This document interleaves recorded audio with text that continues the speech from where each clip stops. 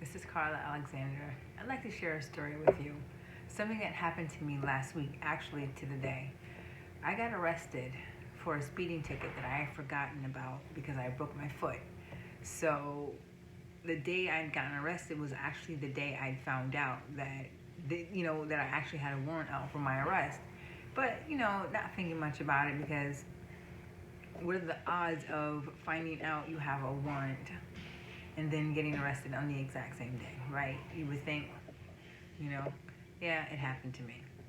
And it was crazy because the way they drove, it was as if they were going to drive by me and then change their mind and then slowed up and then gotten back at me.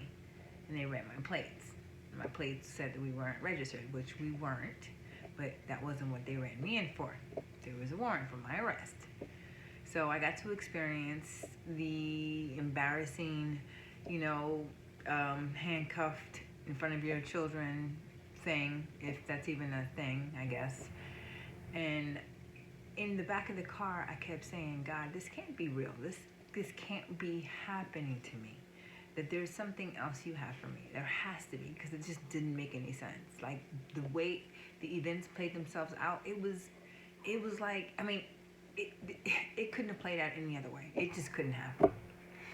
So anyway, I get to the precinct. I'm being processed. They took my shoelaces. They fingerprinted me. They took my picture. Put me in a holding cell. So now I'm in the holding cell, and I'm like, I'm on a mission. I have to be on a mission because my luck can't be this bad. So I start talking, the other women in there. It's about 18 other women. Apparently that day was the day for picking up people with speeding tickets.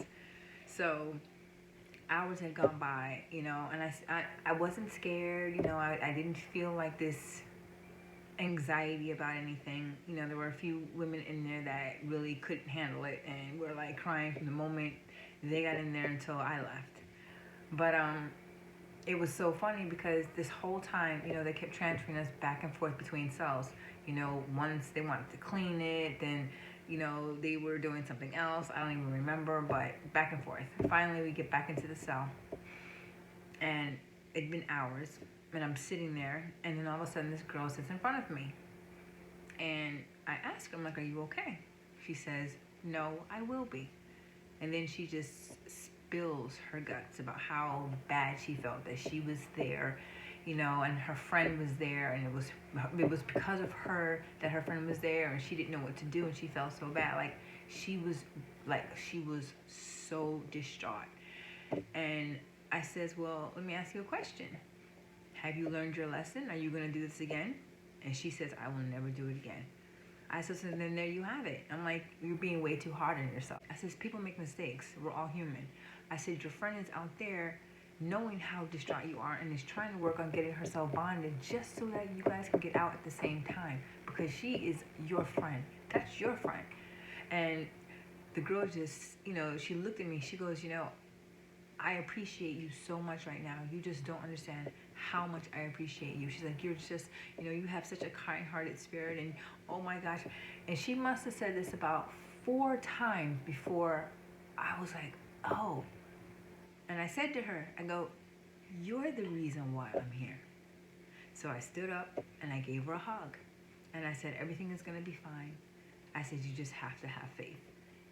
You learned your lesson. Now, let it go. And 30 minutes later, I was let out.